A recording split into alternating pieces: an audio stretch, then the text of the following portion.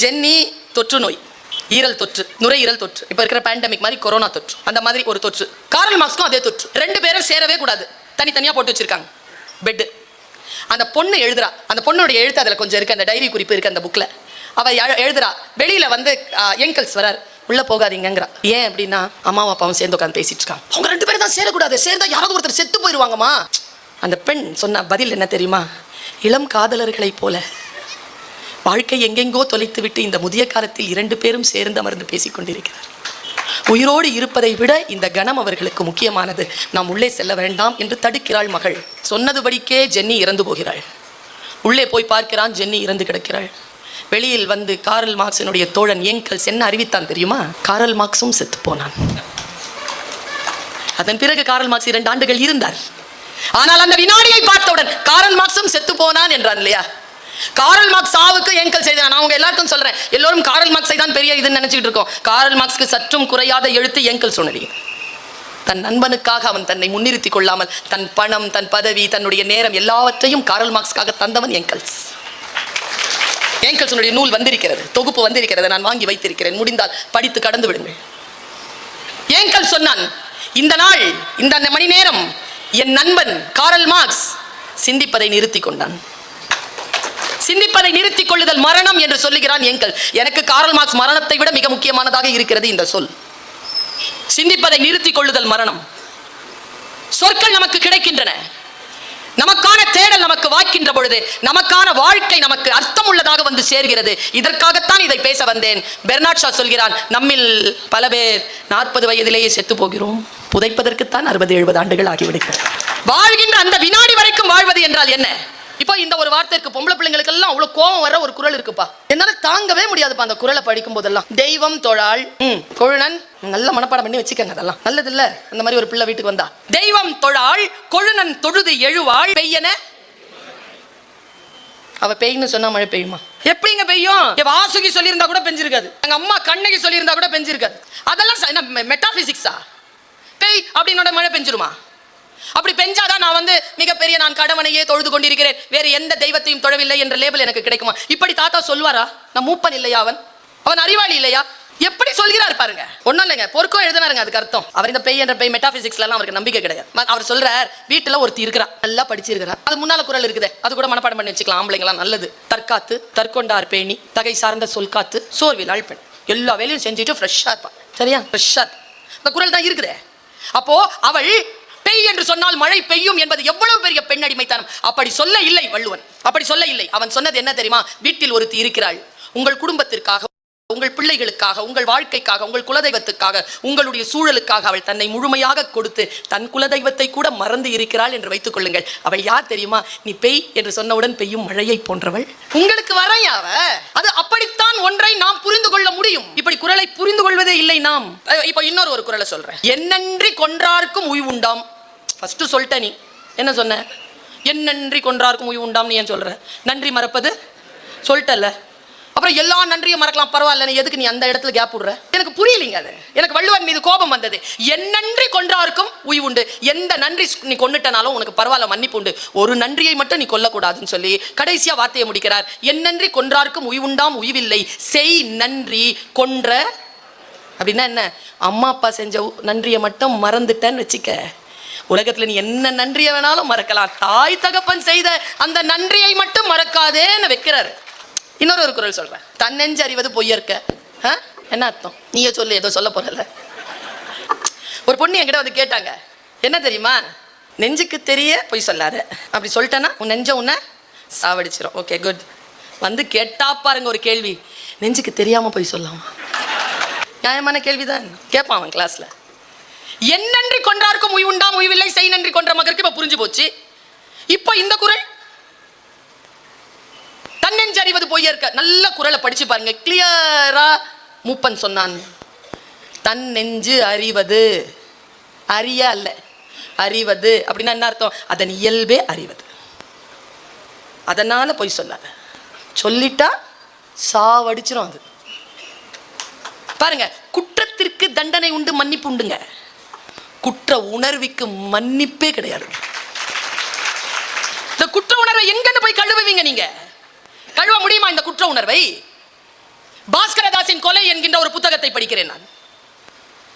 அன்றிலிருந்து இன்று வரைக்கும் என் மனதை விட்டது அகலவே இல்லை. பல நேரங்களில் நான் பார்த்திருக்கிறேன், இறக்கின்ற மிருகம் தன்னை கொல்ல வருகின்ற, கொன்று போடுவதற்கு காத்திருக்கக்கூடிய அந்த மிருகத்தை அப்படி பார்க்கும் தெரியுமா? எப்பாவது யோசிச்சு பார்த்துருக்கீங்களா? அது கண்ணில் அதுக்கு என்ன சொல்லுதுன்னு? நீங்க வீட்டில் வெட்டுவீங்களே, அப்ப அது உங்களை பார்க்கும். அப்படி என்னைக்காவது யோசிச்சிருக்கிறீங்களா அது என்ன சொல்ல வருதுன்னு? பாஸ்கரதாசின் கொலை என்கின்ற அந்த புத்தகம் இப்படி சொன்னது. பாஸ்கரதாஸ் ஒருத்தன் தன்னுடைய ஆக கீழே விழுந்து அழிந்து போக காத்திருக்கக்கூடிய ஒரு நண்பனை தெருவில் இருந்து கண்டெடுக்கிறான். அவனுக்கு நல்ல உணவு கொடுத்து, உடை கொடுத்து, வேலை கொடுத்து, பணம் கொடுத்து அவனை வாழ வைக்கிறான். அவனுக்கு பாஸ்கரதாசின் இளம் மனைவியோடு தொடர்பு வந்து விடுகிறது. அந்த இளம் மனைவி பாஸ்கரதாசை கொலை செய்ய திட்டம் போடுகிறாள். திட்டம் போடுவதற்கு அவள் இவனை பயன்படுத்துகிறாள். இந்த ஆண் வந்த நண்பன் அவளுடைய சொல்லில் மயங்கி கொலை செய்வதற்கு ஒப்புக்கொள்கிறான். ஒப்புக்கொண்ட அவன் எப்படி கொலை பண்ணுவதுன்னா, ஒன்னால அவர் சோஃபால உட்காந்துருப்பாரு, நீ பின்னால போய் இப்படி இழுத்து கொன்னுடு. கதை முடியுதுங்க. அந்த இந்த பக்கம் போட்டுருவான். போட்டுட்டு இழுத்து அவன் அந்த ஸ்ட்ரகிள் பண்ணும் பொழுது அவன் திரும்பி பார்த்துருவாங்க, இவனை அவன் இறந்துருவான். கடைசி வரைக்கும் அந்த பெண்ணோடு சேராமல் தன் நண்பன் வாழ வைத்த தன் நண்பன் தன்னால் தான் அவன் கொலையுண்டான் என்பதனை அவன் தெரிந்து கொண்டான் என்கின்ற குற்ற உணர்வில் தற்கொலை செய்து கொள்ளும். இப்படி ஒரு கதை. இது போதி மரமா இல்லையா? ஏதோ ஒரு நிலையில் நாம் ஒன்றை வாசிக்கின்ற பொழுது அந்த வாசிப்பு நம்மை இன்னொரு கட்டத்திற்கு, மனதை வேறு நிலையில் திருப்பி எடுத்து செல்கிறதா? லட்சக்கணக்கான இளைஞர்களிடத்தில் இந்த சொல்லை நான் சேர்த்து இருக்கிறேன், உங்களோடும் பகிர்ந்து கொள்கிறேன். என் போதி மரம் எனக்கு கொடுத்த கனிகளில் ஒன்று இந்த சொல். நீ எதை தேடிக்கொண்டிருக்கிறாயோ அது உன்னை தேடிக்கொண்டிருக்கிறது. என்ன சொல்லுங்க, என்ன சொல்லு இது? இது சத்தியமா? உண்மையா? உண்மை, உண்மை. நீ எதை ஆழமாக தேடுகிறாயோ அது உன்னை தேடுகிறது. அது ஆசையாக இருக்கலாம், காதலாக இருக்கலாம், காமமாக இருக்கலாம். ஆனால் உன்னுடைய ஆழமான ஆழ் மனது அதை நாடுகிறதா? அதுவும் உன்னை நாடுகிறது. மரணம் கூட அப்படித்தான், விபத்து கூட அப்படித்தான், பகை கூட அப்படித்தான். உன் மனம் எதை நாடுகிறதோ அது உன்னை நாடுகிறது. யோசனைகளையும் எண்ணங்களையும் பலப்படுத்திக் கொள்ள வேண்டும். அதில் பிசிறான நெகட்டிவான உடன்பாட்டு முறையில் இல்லாத முரணான சிந்தனைகளை வரவிடக் கூடாது என்பதில் நான் தெளிவு பெற்ற இடம். நீ எதை தேடுகிறாயோ அது உன்னை தேடுகிறது. நான் இத்தகைய பரந்த கூட்டத்தை தேடுகிறேன். இதோ நான் வருவதற்கு 2 மணி நேரம் காலதாமதமானாலும் இந்த கூட்டம் என்னை தேடிக்கொண்டிருந்தது என்பதுதானே, இதுதானே. ஒரு நான் கொஞ்சம் உயரமான பொண்ணு. இந்த திருவள்ளுவர் பஸ்ஸில் ஏறும்பொழுது அது ரொம்ப குட்டியாக இருக்கும், கால் முட்டி இடிச்சிக்கும். எனக்கு ஒரு 12 வருஷமாக பயம், பிரேக் போட்டால் முட்டி பேந்துருமோன்னு. ஆனால் பஸ்ஸில் பேரில் 2 வீலர் ஓட்டிகிட்டு போகும்போது கீழே விழுந்து முட்டி பேந்துருச்சு. இப்போ புரியுதா? நீங்கள் எதை தேடிக்கொண்டிருக்கிறீர்களோ அது. விழுந்துருவோமோ? நான் விழுந்துருவீங்க. விழக்கூடாது, விழமாட்டீர்கள். சொற்களில் கவனம். இந்த சொற்களில் கவனமும் சொல்லுகின்ற சொல்லில் இருக்கக்கூடிய சூட்சுமத்தை புரிந்து கொள்ள ஞானமும் புத்தகம் எனும் போதி மரம் எனக்கு தருகிறது. வாழ்க்கை முழுவதும் முட்டாளாக இருப்பதை விட ஒரு முறை முட்டாள் என்று பெயர் வாங்குவது புத்திசாலித்தனம். ஒரு விஷயம் தெரியலங்கிறது ஒப்புக்கோங்க. மாணவர்கள் முன்னால் இருக்கிறவங்க கண்டிப்பாக கெட்ட வார்த்தையில் திட்டுவாங்க. திட்டாமலாம் அந்த ஒழுக்கமாக நமக்கு கிடைக்காது. ஏன்னா தெரிஞ்சுக்கிற வேற வயசில் தெரிஞ்சுக்கல. 9th ஸ்டாண்டர்டில் தெரிஞ்சுக்க வேண்டியது +1 வந்து கேட்குற கெட்ட வார்த்தையில் தான் பதில் வரும். வந்தாலும் பரவாயில்ல, முட்டாள் பெண்ணே திட்டிக்கோ. விளையாடுறியா? விளையாடலை. திமுறா பேசுறியா? இல்லை. வம்பு பண்ணுறியா? கிடையாது, சொல்லிக் கொடு. ஸ்டாஃப் ரூமுக்கு வா, வரேன், சொல்லிக் கொடு. அம்மா அப்பாவை கூட்டு வரேன், சொல்லிக் கொடு. எக்ஸாம் எழுத விட மாட்டேன், விடாத, சொல்லிக் கொடு. எவ்வளவு வேணுமாலும் திட்டிக்கோ. வாழ்க்கை முழுவதும் நான் முட்டாளாக இருப்பதை விட ஒரு முறை உன்னிடத்தில் வசை வாங்கி கொண்டு அது என்ன என்று நான் தெரிந்து கொள்ளாமல் விடமாட்டேன் என்று சொல்லக்கூடிய ஞானம் புத்தகம் தருகிறது. உங்களுக்கான வாழ்க்கை உங்களுக்கு முன்னால் வந்து விழுகின்ற பொழுது பல நேரங்களில் நான் பார்த்திருக்கிறேன். சொற்களிலே உள்ளே இருக்கக்கூடிய சூட்சுமத்தை. ஏங்க, நேற்று ஏதோ ஒரு காரில் போய்கிட்டு இருக்கேன். இந்த பேரன்பு இந்த உலகத்தில் வேற எங்கே கிடைக்கும் நீங்களே சொல்லுங்க. நான் தமிழ்நாட்டில் பிறந்திருக்கிறேன். கல்வி சிறந்த தமிழ்நாடு, புகழ் கம்பன் பிறந்த தமிழ்நாடு, வள்ளுவன் தன்னை உலகினுக்கே தந்து வான் புகழ் கொண்ட தமிழ்நாடு, சிலப்பதிகாரம் என்னும் ஒரு மணியாரம் படைத்த தமிழ்நாடு, செந்தமிழ் நாடெனும் போதினிலே இன்பத்தேன் வந்து பாயுது காதினிலே, எங்கள் தந்தையர் நாடெனும் பேச்சினிலே ஒரு சக்தி பிறக்குது மூச்சினிலே. வண்டி டிரைவ் பண்ணிட்டு போகிறேன், பசி, இப்பவும் பசியோடு தான் நிற்கிறேன், சரியான பசி. முன்னால் ஒரு டெம்போ, அந்த டெம்போவில் ஃபுல்லாக பெண்களும் ஆண்களும் குழந்தைகளும் உட்காந்துக்கிட்டு கோயிலுக்கு போகிறாங்க. நல்ல மஞ்சளும் சிவப்புமாக ஆடை, கழுத்திலெல்லாம் ருத்ராட்சம் எல்லாம் போட்டுக்கொண்டு மஞ்சள் முகத்தோடு குங்குமத்தோடு அப்படி போகிறாங்க. அந்த கூட்டம் பார்க்குறதுக்கே அவ்வளோ அழகாக இருக்குது. போயிட்டே இருக்கேன், அந்த அம்மா ஏதோ சாப்பாடு எடுத்து பச்சை பசுமையான இலையில் வைக்கிது. நான் வண்டி ஓட்டிகிட்டே போகிறேன், முன்னால் அது தெரியுது. நான் என்ன பண்ணியிருப்பேன்னு நினைக்கிறீங்க? வண்டியை நிறுத்த முடியாது, ஹைவே. கார் கண்ணாடியை இறக்கிட்டு இப்படி கை நீட்டிட்டேன். தமிழ்நாட்டில் தான் இது முடியும். அவங்க உடனே இண்டிகேட்டர் போட்டு ஓரமாக நிறுத்திட்டு அந்த தொன்னை இலையில் சாப்பாடு கொண்டு வந்து என்னை கை காட்டி நிறுத்தி இப்படி கொடுக்குறாங்க. என்ன பண்ணுவீங்க நீங்கள் இந்த நாட்டை? நாடுங்க, எந்தையும் தாயும் மகிழ்ந்து குலாவி இருந்தது இந்நாடு. பாரதி பாரதி என்கின்ற போதி மரம் கிடைக்கிறதா வார்த்தை? நீ என்ன நான் என்ன? காக்கை குருவி எங்கள் ஜாதி, நீள் கடலும் மலையும் எங்கள் கூட்டம், நோக்கும் திசையெல்லாம் நாம் அன்றி வேறு இல்லை, நோக்க நோக்க களியாட்டம். யாதும் ஊரே யாவரும் கேளீர். யார் சொல்லுவா? தமிழ் மண்ணில் இருந்து புறப்பட்ட நூல், பழந்தமிழ் நூல் போதி மரமாக நின்று எனக்கு சொல்கிறது, தீதும் நன்றும் பிறர் தர வாரா, நோயும் தனிதலும் அவற்றோர் அன்ன சொல்லிக் கொடுக்குதே. பெரியோரை வியத்தலும் இளமே, சிறியோரை இகழ்தல் அதனினும் இளமே. யார் சொல்லுவா? பொருள் புரிய வேண்டுமே. எங்க காலையில் 4 மணிக்கு எவனாவது சினிமா தேட்டரில் போய் சினிமா பார்ப்பானா? ரசனை கெட்டு இருக்கிறோம் நாம் என்ற அர்த்தம். விடிய விடிய கூத்து பார்த்தவங்க தான் நாம, ஆனால் 4 மணிக்கு முடிச்சுக்குவாங்க. எனக்கு புரியவே இல்லை. எங்க ஐயா தான் சொல்லுவார், பரியார்தாசன், சினிமாவில் உண்மையாவே மேலேருந்து ஒருத்தன் குதிக்கிறான், அவனுக்கு பேர் டூப்பு. குதிக்கிற மாதிரி ஒருத்தன் நடிக்கிறான், அவனுக்கு பேர் ஹீரோ. குதிக்கிறவனுக்கு 1000 ரூபாய் சம்பளம், குதிக்கிற மாதிரி நடிக்கிறவனுக்கு கோடி ரூபாய் சம்பளமாடா. கொஞ்சம் நினைச்சு பாருங்களேன், இந்த தெளிவு எது கொடுக்கும்? நான் இன்னொரு விஷயம் சொல்கிறேன். புத்தகங்களை வாசிப்பதனால் சேது பந்தன படலம்னு ஒரு படலம் இருக்குங்க கம்ப ராமாயணத்துல. முடிஞ்சா அதை படிச்சு கடந்துருங்க. நான் ஏன் அதை இப்போ படிச்சேன்னா, ஒரு 5 வருஷத்துக்கு முன்னால சொன்னாங்க சேது பாலம் இருக்குன்னு, இப்போ சொல்றாங்க இல்லைன்னு. என்ன அரசியல்னு தெரியலையே. ஆனா சேது பந்தன படலத்துல கம்பர் எழுதுறார். இப்போ இவ்வளவு பாருங்க, சொல் பாருங்க எப்படி இருக்கு. கடல் கவிச்சி நாத்தம் வீசக்கூடிய மீன்கள் உலவுகின்ற ஒரு பகுதி. மலை என்பது தேனும் மாணிக்கங்களும் வேர்களும் பஞ்ச மூலிகைகளும் நிறைந்திருக்கக்கூடிய வாசனை திரவியங்கள் வீசக்கூடிய அற்புதமான பொக்கிஷம். இந்த அற்புதமான பொக்கிஷத்தை குரங்குகள் எடுத்துட்டு போய் கடல்ல போடுது. இவ்வளவுதாங்க காட்சி. அந்த புத்தகத்தை வாசிக்கும் பொழுது எனக்கு கிடைக்கின்ற ஞானத்திற்காக அந்த எழுத்தாளன் அந்த சொல்லை அதில் போடுகிறான். இது வெறும் காட்சி தான். மலையை கொண்டு வந்து கடல்ல சாத்தனாங்க, அவ்வளவுதான். ஆனால் கம்பன் என்ன எழுதினான் தெரியுமா?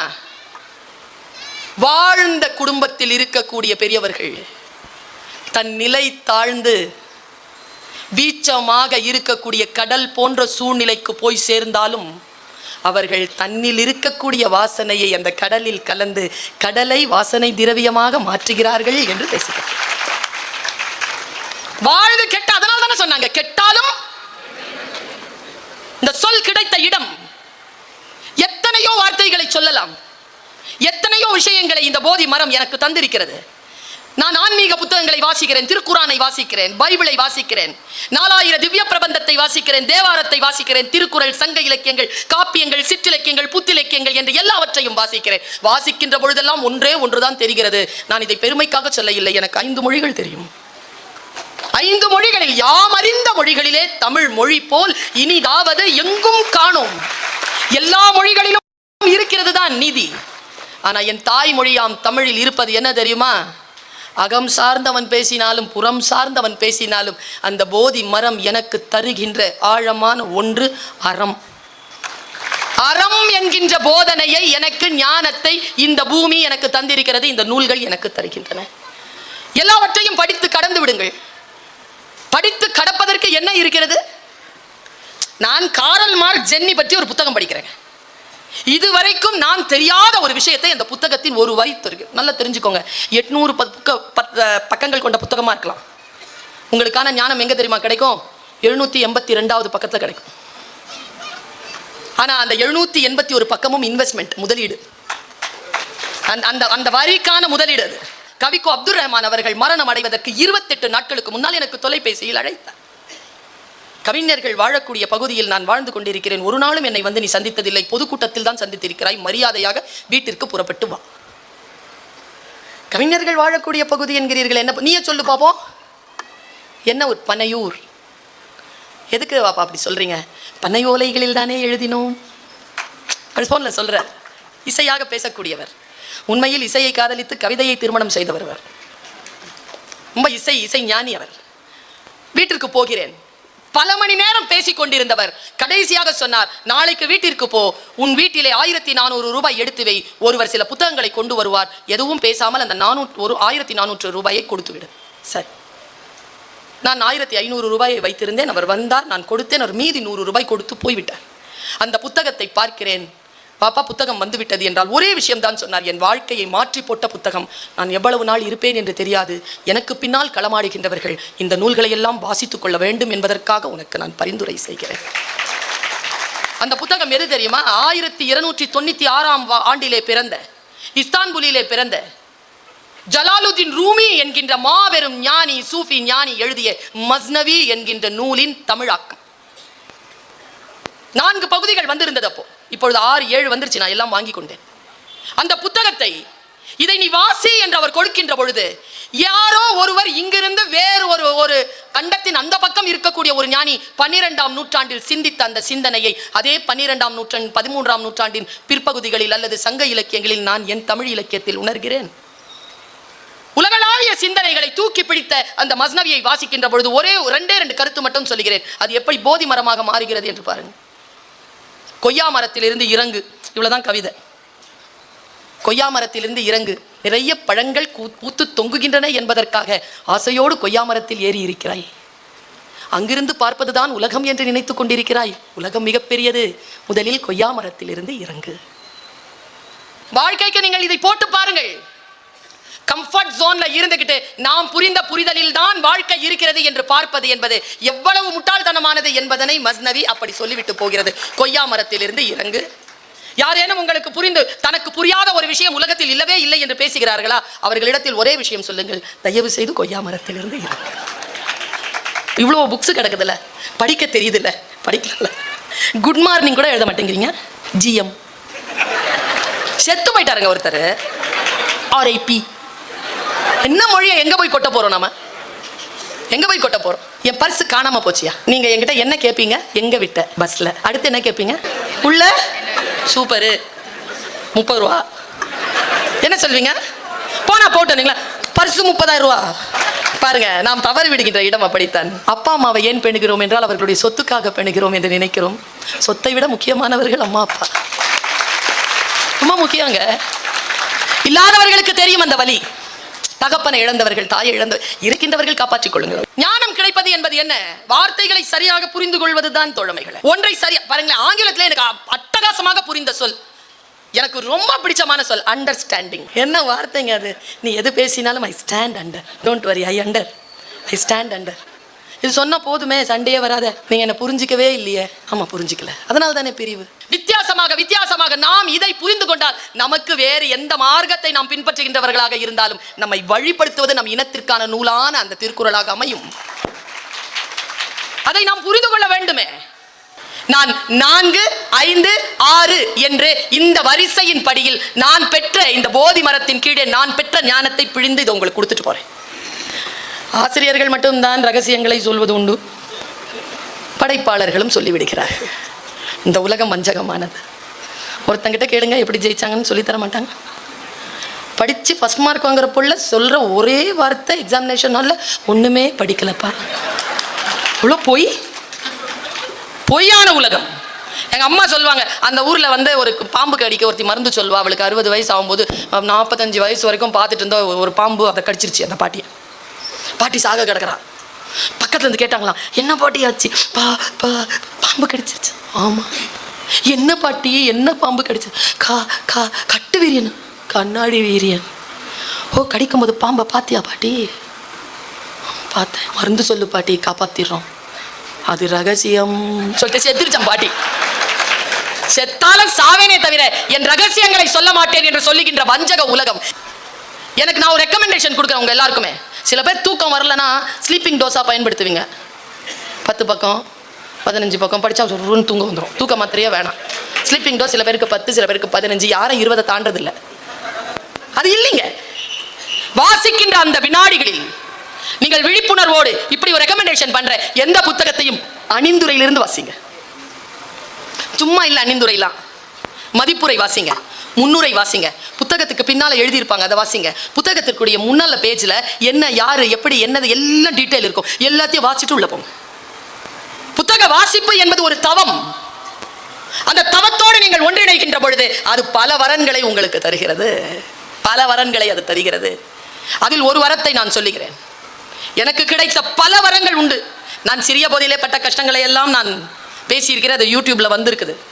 எனக்கு வாசிக்கிறதுனா ரொம்ப பிடிக்கும் யா. ஆனால் எங்கள் குடும்பத்தில் வந்து அவ்வளோ சீக்கிரமாக புத்தகங்கள் வாங்கக்கூடிய அளவிற்கு வசதி இல்லை.